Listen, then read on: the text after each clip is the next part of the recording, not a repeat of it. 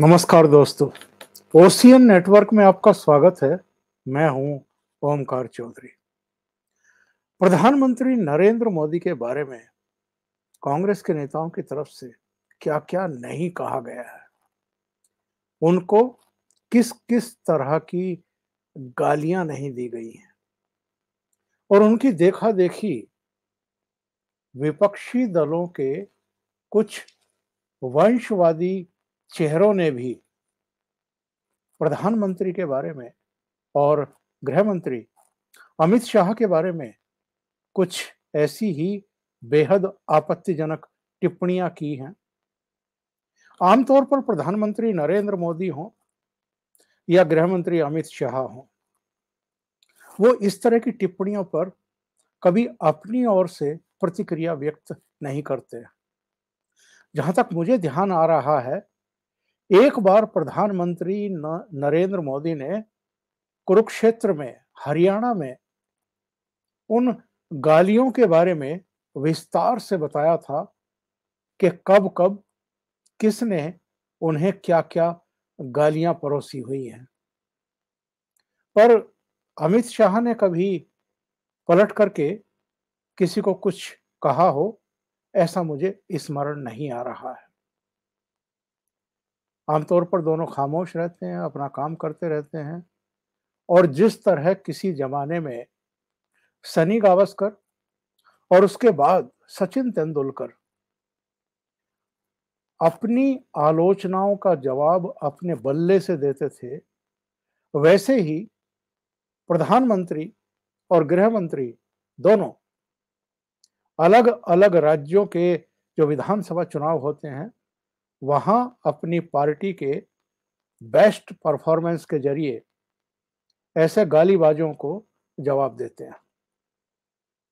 उनका परफॉर्मेंस जो भारतीय जनता पार्टी को सबसे ऊंचे स्थान पर लेकर के गया है, उससे ये साफ होता है कि वो काम में विश्वास रखते हैं और जो ये बीच-बीच में गालीबाज आते हैं, उन पर ज़्यादा ध्यान अपना खराब करना मुनासिब नहीं समझते।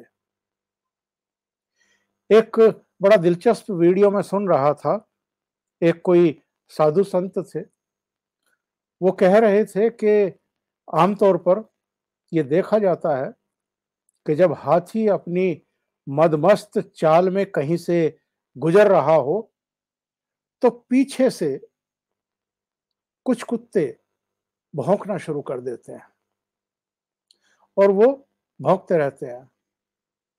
उनका कहना था कि कुत्ते कभी आगे से नहीं भौंकते हैं। दूसरे, कुत्तों का और हाथी का कोई आपस में मेल भी नहीं है। फिर वो क्यों उस पर भौंकते हैं, इसका एक ही कारण समझ में आता है और वो कारण ये है कि हाथी जब गुजरता है, तो बहुत सारे लोग अपने घरों से बाहर निकल करके हाथ जोड़ करके उसका अभिवादन करते हैं, उसके सामने नतमस्तक होते हैं और कुत्तों से शायद ये बर्दाश्त नहीं है। वैसे तो ये एक किस्सा है, लेकिन ये आज की भारतीय राजनीति पर एकदम फिट बैठता है। अब हाथी तो आगे निकल जाता है और कुत्ते भौंकते रह जाते हैं। यही आलम अगर आप देखें, तो आजकल की जो टीवी की डिबेट्स या जनसभाएं हैं या प्रेस कॉन्फ्रेंस हैं, उनमें आप देखते हैं क्या आलम है। यानी जो कल परसों ही राजनीति में आए हैं और जो वंशवादी राजनीति की देन है, वो लोग भी ऐसे पॉलिटिशियन पर जिन्होंने कुछ करके दिखाया है, जिन्होंने कुछ अपनी पार्टी के लिए नहीं, अपने प्रदेश के लिए और जब से प्रधानमंत्री बने हैं, तब से देश के लिए भी और पूरे विश्व जगत में अगर आज भारत की एक धमक है, एक साख है, और उसने एक अपना स्थान बनाया है, सम्मान बनाया है, तो उसकी वजह शायद यही है कि अपने पहले कार्यकाल में प्रधानमंत्री नरेंद्र मोदी ने बहुत सारे देशों की यात्राएं की हैं। फिर से भारत के जो रिश्ते हैं, भारत का जो सम्मान है, जो आस्थान है, उसको एक तरीके से प्रतिष्ठापित किया। और हम देखते हैं अर्थव्यवस्था के मोर्चे पर, सामरिक मोर्चे पर, कूटनीति के मोर्चे पर जब-जब भारत को ज़रूरत पड़ती है विश्व समुदाय के समर्थन की, वो हमें मिलता है। इसको ना तो पूर्ववर्ती केंद्र सरकार, ना कांग्रेस पार्टी, ना वामपंथी दल, उनके नेता बर्दाश्त कर पाते हैं कि मोदी को इतना सम्मान क्यों मिल रहा है, या प्रधानमंत्री को जो ग्लोबल रेटिंग मिलती है लोकप्रियता की, वो हाईएस्ट क्यों मिल रही है? यहाँ तक कि अमेरिका के राष्ट्रपति भी छठे 7वें स्थान पर रहते हैं। तो ये चीज़ें ये लोग पचा नहीं पाते हैं और इनको ये भी लगता है कि मोदी की वजह से, और जिनको चाणक्य कह दिया जाता है, अमित शाह, राजनीति के चाणक्य कह दिया जाता है, उनकी वजह से अलग-अलग राज्यों में उनकी मिट्टी पलीद हो गई है। उनके पैरों के नीचे से सियासी ज़मीन खिसक चुकी है और वो कई दल तो ऐसे हैं जो बहुत बुरी हालत में पहुँच गए हैं। और राष्ट्रीय दल की अगर हम बात करें कांग्रेस की, तो 2014 में 44 सीट, 2019 में 52 सीट। और क्या रुतबा हुआ करता था 2014 से पहले? टेढ़ी गर्दन करके ये लोग रहते थे। एसपीजी इनकी सुरक्षा का और तमाम दूसरे व्यवस्थाओं की जो भी इनकी ज़रूरतें होती थी उसकी प्रतिपूर्ति करती थी। दवाओं से लेकर के और तमाम दूसरी चीज़ें जिसको भी एसपीजी मिलती है, आमतौर पर प्रधानमंत्री को मिलती है। तो प्रधानमंत्री के लिए सारे कामकाज, उनकी यात्राओं का प्रबंधन, उनकी सुरक्षा का प्रबंधन, उनके खान-पान का, उनकी दवाई का, उनकी सारी व्यवस्थाएँ एसपीजी करती है। तो ये परिवार उसको एन्जॉय कर रहा था 90 के दशक से, तो वो छिन गई।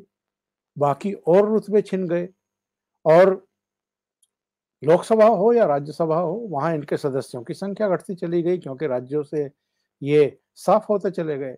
लेकिन अहंकार वैसे का वैसा ही है। इनके नेताओं को इस बात की कभी सीख नहीं मिली कि वो अगर गाली-गलौच करते हैं प्रधानमंत्री को या अमित शाह को या भाजपा को, तो जनता इसे पसंद नहीं करती है। शायद इसका अंदाज़ा अभी तक भी नहीं है। तो जो मैंने कहा कि आम तौर पर प्रधानमंत्री इन चीज़ों का ज़िक्र नहीं करते हैं, लेकिन जो उन्होंने इंटरव्यू दिया बुधवार को एएनआई के संपादक को, स्मिता प्रकाश को, उसमें जब उत्तर प्रदेश का चर्चा हुआ, तो प्रधानमंत्री ने 2017 की एक घटना का स्मरण किया और उन्होंने कहा कि ये लोग किस कदर अहंकार में डूबे हुए हैं कि इन्होंने तब ये टिप्पणी की थी कि गुजरात के 2 गधे, और तब उत्तर प्रदेश की जनता ने उन 2 लड़कों को यानी अखिलेश यादव और राहुल गांधी को सबक सिखा दिया था। उनसे एक्चुअल में अखिलेश यादव और जयंत चौधरी की इस नई जोड़ी के बारे में सवाल किया गया था। तो प्रधानमंत्री ने कहा कि भारतीय जनता पार्टी उत्तर प्रदेश, उत्तराखंड, गोवा, मणिपुर और पंजाब में चुनाव जीतने जा रही है और ये बहुत बड़ी बात है।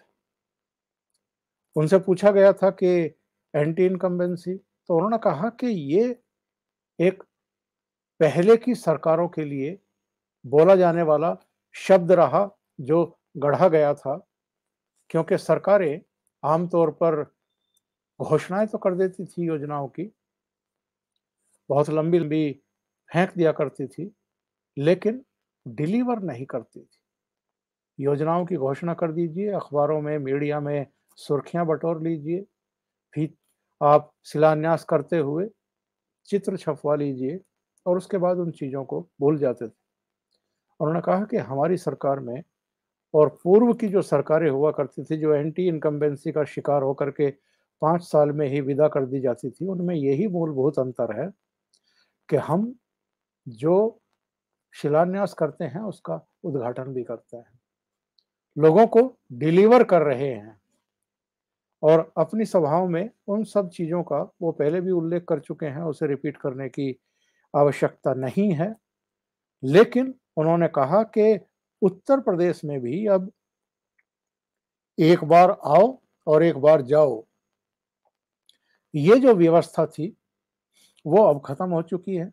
उत्तर प्रदेश की जनता ने इस चीज़ को नकार दिया है। उनका कहना था कि अगर ऐसा ना होता, तो 2014 में भी लोकसभा में हम जीते और 2019 में भी लोकसभा में हम चुनाव जीते। 2017 में भी जीते और उन्होंने कहा कि 2022 में भी उत्तर प्रदेश की जनता हमें आशीर्वाद देने जा रही है। और इतना ही नहीं, प्रधानमंत्री इतने कॉन्फिडेंट दिखे, उन्होंने कहा कि जो बाकी के 4 राज्य हैं उत्तर प्रदेश के अलावा, वहाँ भी भारतीय जनता पार्टी जीतने जा रही है और जनता का जो प्यार और सम्मान है, वो उसे मिलने जा रहा है। और वो बुआ और बबुआ वाली बात भी नहीं भूले। उन्होंने कहा कि 2017 में 2 लड़के थे, 2022 में भी 2 लड़के हैं, 2019 में बुआ भी आई थी इनके साथ। उन्होंने पूछा कि तब क्या हुआ था? और प्रधानमंत्री ने बिल्कुल सही बात कही है। 2019 में क्या हुआ? 2014 में समाजवादी पार्टी को 5 सीटें मिली थी लोकसभा की, 2019 में भी 5 ही मिली। 2014 में मायावती को एक भी सीट नहीं मिली थी, 2019 में 10 सीटें मिल गई। लेकिन जहां तक तीसरे सहयोगी यानी अजीत सिंह का सवाल था या राष्ट्रीय लोकदल का सवाल था, उसको ना 2014 में एक भी सीट मिली और ना ही 2019 में मिली। और अब वही अजीत सिंह और जयंत चौधरी की पार्टी, अजीत सिंह तो अब नहीं है, पर जयंत चौधरी की राष्ट्रीय लोकदल उसी समाजवादी पार्टी यानी अखिलेश यादव के साथ मिलकर के विधानसभा का चुनाव लड़ रही है, जिसने 2017 के चुनाव में गुजरात के 2 गधे कह करके प्रधानमंत्री को और गृह मंत्री को, तब अमित शाह गृह मंत्री नहीं बने थे, पर भारतीय जनता पार्टी के 2 शीर्ष नेताओं को एक तरीके से गाली दी थी। तो उत्तर प्रदेश की जनता ने उनको उसका प्रतिफल दिखा दिया था। प्रधानमंत्री ने एक्चुअल में इस इंटरव्यू में बहुत सारी बातें कही हैं। उन्होंने कहा है कि मैंने सभी राज्यों में देखा है कि जनता का भारतीय जनता पार्टी की तरफ झुकाव है और हम पूर्ण बहुमत के साथ चुनाव जीतने जा रहे हैं। इन 5 राज्यों की जनता भारतीय जनता पार्टी को सेवा करने का अवसर देगी। कांग्रेस पार्टी पर एक्चुअल में उन्होंने इस इंटरव्यू में बहुत गंभीर एलिगेशन लगाए। उन्होंने कहा कि कांग्रेस पार्टी की कार्यशैली और विचारधारा का आधार ही संप्रदायवाद, जातिवाद, भाषावाद, प्रांतवाद, भाई भतीजावाद और भ्रष्टाचार है। अगर देश की मुख्य धारा में ये रहेगा, तो सोचिए देश को कितना बड़ा नुकसान होने वाला है। उन्होंने तो यहां तक आरोप लगाया कि विपक्ष देश को बांटने की कोशिश कर रहा है, लेकिन इस देश के लोग अब समझदार हैं कि इनके जाल में नहीं फंसेंगे। कांग्रेस पर हमला बोलते उन्होंने कहा कि पिछले 50 साल में उन्होंने केवल और केवल देश को बांटने का काम किया है। और उनसे कई सवाल पूछे गए। उनसे जब पूछा गया कि अतीत में भारतीय जनता पार्टी को आप कैसे देखते हैं और अब, तो उन्होंने कहा कि भारतीय जनता पार्टी बहुत सालों तक पराजय ही झेलती रही। और उन्होंने कहा कि एक बार जनसंघ के समय में चुनाव हारने पर भी मिठाई बांटी जा रही थी। तो पूछा गया कि भाई चुनाव हारने पर मिठाई क्यों बांटी जा रही है? तो उन्होंने कहा कि हमारे 3 लोगों की जमानत जब्त होने से बच गई है। राहुल गांधी ने पार्लियामेंट में जो नेहरू के बारे में और इंदिरा गांधी के बारे में प्रधानमंत्री नरेंद्र मोदी ने कुछ बयान दिए थे, उन पर राहुल गांधी से पत्रकारों ने सवाल पूछे। तो राहुल गांधी ने कहा था कि जो मेरे ग्रैंडफादर हैं, यानी वो नेहरू जी की बात कर रहे थे, तो उन्होंने जो कुछ किया है देश के लिए, उस पर मुझे किसी के सर्टिफिकेट की जरूरत नहीं है। उन्होंने कहा कि प्रधानमंत्री से पूछा गया तो प्रधानमंत्री ने कहा कि देखिए, मैंने किसी के दादाजी, नाना जी या नानी के लिए कोई बयान नहीं दिया, दादी के लिए कोई बयान नहीं दिया। मैंने उस समय के जो प्रधानमंत्री थे, उनके बयान का और उनके कार्यों का जिक्र किया है। और उन्होंने कहा कि अगर कोई सुनता ही नहीं है तो उसे जवाब कैसे दूं, जो बात बात पर पार्लियामेंट से चले जाते हैं। उन्होंने कहा कि वंशवाद की राजनीति देश की सबसे बड़ी दुश्मन है। नकली समाजवादी का मतलब परिवारवाद है। और ऐसे कई परिवारों का उन्होंने जिक्र भी किया, जिसमें मुलायम सिंह यादव का परिवार, लालू यादव का परिवार, प्रकाश सिंह बादल का परिवार और जो कांग्रेस का ये परिवार है, फारूक अब्दुल्ला का परिवार। कई ऐसे परिवार जो वंशवाद से चल रहे हैं। शेख अब्दुल्ला, फिर फारूक अब्दुल्ला, फिर उमर अब्दुल्ला। इसी तरीके से जवाहरलाल नेहरू, इंदिरा गांधी, संजय गांधी, राजीव गांधी, सोनिया गांधी और अब राहुल और प्रियंका गांधी वाड्रा। लालू यादव, राबड़ी देवी, अब उनके दोनों बेटे मुलायम सिंह यादव, अखिलेश यादव।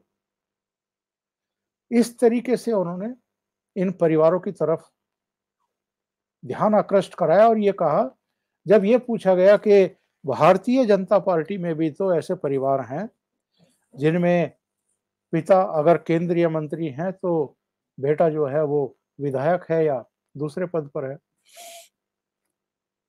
तो प्रधानमंत्री ने इस पर कहा कि अंतर है। अंतर ये है कि जिनको हम परिवारवादी, वंशवादी पार्टी कहते हैं, उसमें जो अध्यक्ष पद है या कोषाध्यक्ष पद है या महत्वपूर्ण पद हैं, उन पर उन परिवारों के लोग ही बैठते हैं। किसी प्रतिभावान, किसी योग्य दूसरे परिवारों के या पार्टी वर्कर जो नीचे से संघर्ष करके आता है, उसको मौका नहीं दिया जाता है। इसीलिए हम वंशवादी पार्टी को लोकतंत्र का दुश्मन करार देते हैं। और क्या कहा था पार्लियामेंट में प्रधानमंत्री नरेंद्र मोदी ने? उन्होंने ये कहा था कि नेहरू की आलोचना करने पर जाने माने गीतकार मजरूह सुल्तानपुरी को और प्रोफेसर धर्मपाल को जेल में डाल दिया गया था। और इंदिरा गांधी के सामने, संजय गांधी के सामने नहीं झुकने पर जाने माने गायक किशोर कुमार के गीतों का रेडियो से प्रसारण बंद कर दिया गया था। लता मंगेशकर के भाई हृदयनाथ मंगेशकर, उन्होंने रेडियो में नौकरी करते हुए वीर सावरकर पर एक कविता पढ़ दी थी या उस कविता को संगीतबद्ध कर दिया था, तो 7 दिन के भीतर उनकी नौकरी चली गई थी, नौकरी छीन ली थी कांग्रेस ने। उन्होंने कहा कि जो कांग्रेस का हाई कमान है वो एक्चुअल में 3 ढंग से काम करता है। डिस्क्रेडिट, डिस्टेबलाइज और डिसमिस।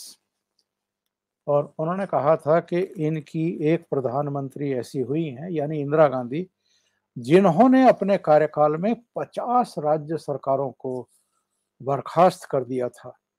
तो ये लोग हमको लोकतंत्र का पाठ पढ़ाते हैं। ये बात एक्चुअल में पार्लियामेंट में कही गई थी, जिस पर राहुल गांधी से एक सवाल पूछा गया। तो राहुल गांधी ने कहा था कि मुझे किसी के सर्टिफिकेट की जरूरत नहीं है कि मेरे ग्रेट ग्रैंडफादर ने क्या क्या किया था, यानी नेहरू ने क्या क्या किया था। ऐसे बहुत सारे सवाल हैं।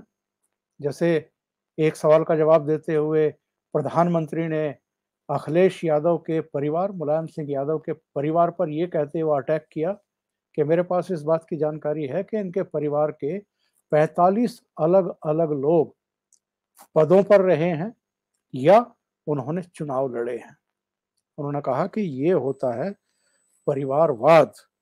और उन्होंने ये भी कहा कि ये, अगर मैं इनको नकली समाजवादी कहता हूं तो इसलिए कहता हूं क्योंकि ये परिवारवादी हैं, वंशवादी हैं, समाजवादी नहीं है। जो समाजवाद का सही परिभाषा है वो तो भारतीय जनता पार्टी पर फिर बैठती है, क्योंकि हम वंचित वर्गों को, गरीब वर्ग को, अलग अलग पिछड़े हुए वर्गों के लिए काम कर रहे हैं। उनके यहाँ भोजन की व्यवस्था, उनके यहाँ रसोई गैस की व्यवस्था, उनके यहाँ बिजली के कनेक्शन की, शौचालय बनाने की, उनको मकान बना करके देने की। तो ऐसी बहुत सारी चीजें प्रधानमंत्री ने गिनाई। और उन्होंने कहा कि सही मायने में जो समाजवादी आप जिन्हें कह सकते हैं, तो उनमें लोहिया जी हैं, उनमें जॉर्ज फर्नांडीज हैं, उनमें नीतीश कुमार हैं। उनके परिवार का कोई सदस्य राजनीति में नहीं है, यानी वो वंशवादी नहीं थे, वो समाजवादी थे। और लखीमपुर खीरी वाले मामले का भी उन्होंने जवाब दिया कि सुप्रीम कोर्ट की निगरानी में जांच पड़ताल हो रही है और सुप्रीम कोर्ट ने जैसे जैसे जांच कराने के लिए सिफारिशें की या आदेश दिए, वैसे वैसे उत्तर प्रदेश सरकार ने उसको एक्सेप्ट किया।